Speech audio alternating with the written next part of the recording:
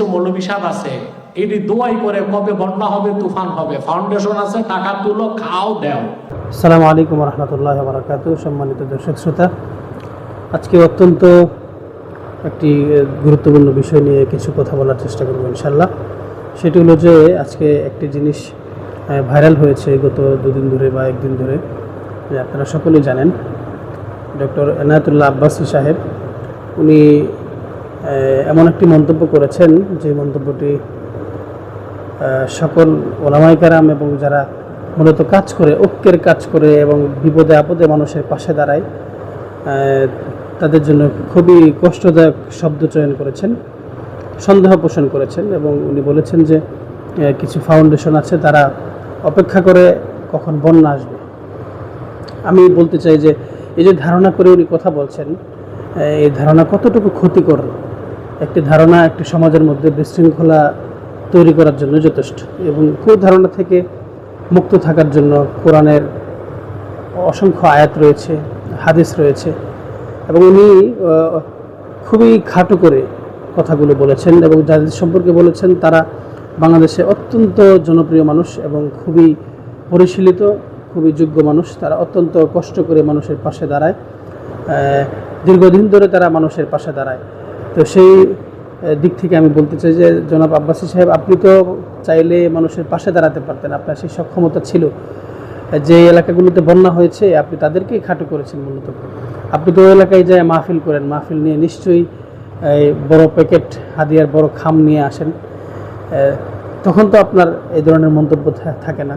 আপনি এখন এরকম মন্তব্য কেন করলেন? আপনি শেখ আহমদুল্লাহ সাহেবকে খাটো করলেন, এবং যারা ফাউন্ডেশনের নামে, যারা অসংখ্য ফাউন্ডেশন আছে যারা বিভিন্ন নামে, সুন্দর সুন্দর নামে তারা মানুষের পাশে দাঁড়ায়, বন্যার্ত মানুষের পাশে দাঁড়ায়। প্রতি বছরই বাংলাদেশের কোনো না কোনো জায়গায় বন্যা বা বিভিন্ন ধরনের প্রাকৃতিক যে দুর্যোগ আছে সেগুলোর পাশে তারা দাঁড়ায়, মানুষের পাশে দাঁড়ায়। তো এটাই কি তাদের অপরাধ? আপনার এই কথার কারণে তো এই অনেক মানুষ চাবে না যে এই ধরনের কাজ করতে, আগ্রহ হারিয়ে ফেলবে। আপনি কেন বললেন? চলুন প্রিয় দর্শক শ্রোতা, আমরা দেখি যে পবিত্র কোরআনে কি বলছে। কোরআনের আয়াত আছে, কোরআনের আয়াতে কি বলা আছে, ধারণা করে কথা বলা সম্পর্কে পবিত্র কোরআন কি বলেছে। আল্লাহ তাআলা ইরশাদ করেন, ইয়া আইয়ুহাল্লাযীনা আমানু ইজতানিবু কাসীরাম মিনায-যন্নি ইন্না বা'দায-যন্নি ইসমুন ওয়া লা তাজাসসাসু ওয়া লা ইয়াগতাব বা'দুকুম বা'দা আইয়ুহিব্বু আহাদুকুম আন ইয়াকুলা লাহমা আখিহি মাইতান ফাকারিহতুমুহু ওয়াত্তাকুল্লাহ ইন্নাল্লাহা তাওয়াবুর রাহিম। হে মুমিনগণ, তোমরা অধিক ধারণা থেকে বেঁচে থাকো, কারণ কোনো কোনো ধারণা পাপ, এবং তোমরা একে অপরের গোপনীয় বিষয় অনুসন্ধান করো না এবং একে অপরের পশ্চাতে নিন্দা করো না। তোমাদের কেউ কি তার মৃত ভাইয়ের গোশত ভক্ষণ করতে ভালোবাসো? বস্তুত তোমরা একে ঘৃণাই করো, আর তোমরা আল্লাহকে ভয় করো। আল্লাহ তওবা কবুলকারী, কৃপানিধান। দর্শক শ্রোতা, দেখুন আল্লাহ রাব্বুল আলামিন কত কঠিন করে বলেছেন কুধারণা প্রসঙ্গে। চলুন প্রিয় নবীর হাদিস শুনে আসি, রাসূল কি বলেছেন শুনি। আন আবি হুরায়রা আন্না রাসূলুল্লাহ সাল্লাল্লাহু আলাইহি ওয়াসাল্লাম ক্বাল ইয়াকুম ওয়াজ-যন ওয়া ইন্নাজ-যন্না আকযাবুল হাদিস। তোমরা ধারণা থেকে, কুধারণা থেকে দূরে থাকো, কারণ কুধারণা সবচেয়ে বড় মিথ্যা।